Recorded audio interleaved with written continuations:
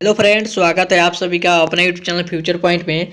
तो दोस्तों, आज के इस वीडियो में मैं बताने वाला हूं बिहार बोर्ड मेडिकल परीक्षा 2026 के लिए संस्कृत का ऐसे क्वेश्चन जो बिहार बोर्ड में बार बार पूछे जाते हैं। तो इस वीडियो को शुरू से अंत तक देखिएगा, इस वीडियो को कहीं से स्किप मत कीजिएगा। और यदि दोस्तों अगर आप इस चैनल पर नए हैं तो चैनल को सब्सक्राइब कर लीजिएगा और वीडियो को लाइक जरूर कीजिएगा। तो चलिए स्टार्ट करते हैं आज का वीडियो। तो दोस्तों, यहाँ पे आपका पहला नंबर प्रश्न है, पथिका किसके द्वारा मारा गया। आपका क्वेश्चन है, पथिका किसके द्वारा मारा गया। तो याद रखिएगा, बूढ़े बाघ के द्वारा मारा गया। यहाँ पे आपका ई ऑप्शन राइट आंसर होगा। चलिए आगे चलते हैं अगले प्रश्न को। तो दोस्तों, यहाँ पे आपका अगला प्रश्न है, स्वामी दयानंद का जन्म किस ग्राम में हुआ था। तो यहाँ पे ग्राम पूछ रहा है, तो याद रखिएगा टंकारा ग्राम में हुआ था। किस ग्राम में हुआ था, तो टंकारा ग्राम में हुआ था। और यहाँ पे अगर पूछे स्वामी दयानंद का जन्म कहाँ हुआ था, तो ऐसे गुजरात में हुआ था। और यहाँ पे ग्राम पूछ रहा है, तो इसलिए टंकारा ग्राम में हुआ था। चलिए आगे चलते हैं अगले प्रश्न को। तो दोस्तों, यहाँ पे आपका अगला प्रश्न है, समाज सुधारक कौन थे। आप क्वेश्चन है, समाज सुधारक कौन थे, तो स्वामी दयानंद थे। यहाँ पे आपका ई ऑप्शन राइट आंसर होगा।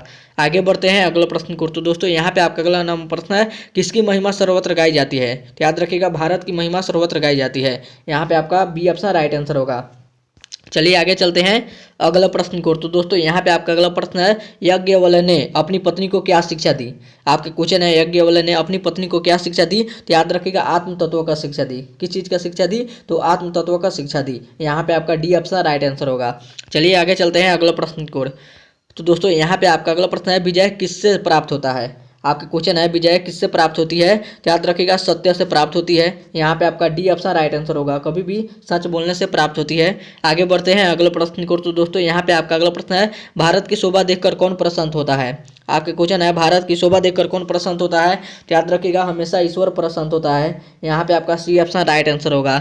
चलिए आगे चलते हैं अगले प्रश्न को। तो दोस्तों, यहाँ पे आपका अगला प्रश्न है, राम प्रवेश के गाँव का नाम क्या था। आपका क्वेश्चन है, राम प्रवेश के गांव का नाम क्या था। तो याद रखिएगा, राम प्रवेश गांव का नाम भीकन टोला था। और भीकन टोला कहाँ था, तो बिहार में था। और राम प्रवेश का घर किस तरह का था, तो कुटिया तक का था। यहाँ पे आपका ये ऑप्शन राइट आंसर होगा। साथ में इसको भी याद रखना है।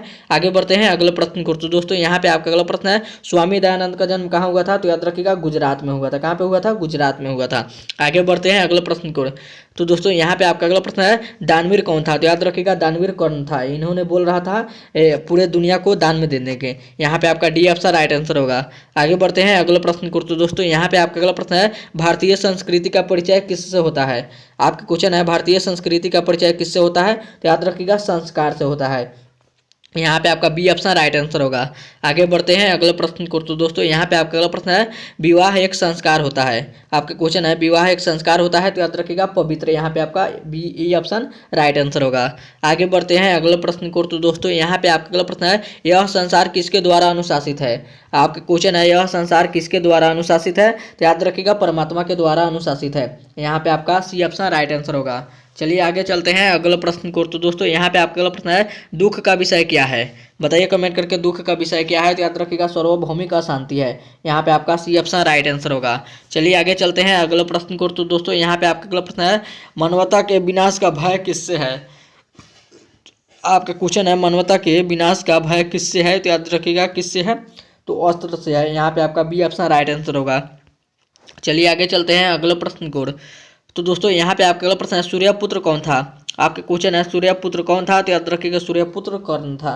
यहाँ पे आपका सी ऑप्शन राइट आंसर होगा। आगे बढ़ते हैं अगले प्रश्न को। तो दोस्तों, यहाँ पे आपका अगला प्रश्न है, मंदाकिनी नदी किस पर्वत के निकट से प्रवाहित होती है। आपका क्वेश्चन है, मंदाकिनी नदी किस पर्वत के निकट से प्रवाहित होती है, बताइए। तो याद रखिएगा, चित्रकूट पर्वत के निकट से प्रवाहित होती है। यहाँ पे आपका ई ऑप्शन राइट आंसर होगा। आगे बढ़ते हैं अगले प्रश्न को। तो दोस्तों, यहाँ पे आपका अगला प्रश्न है, समाज सुधारक कौन थे। आपके क्वेश्चन है, समाज सुधारक कौन थे। तो याद रखिएगा, स्वामी दयानंद थे। कौन थे, तो स्वामी दयानंद थे। यहाँ पे आपका ई ऑप्शन राइट आंसर होगा।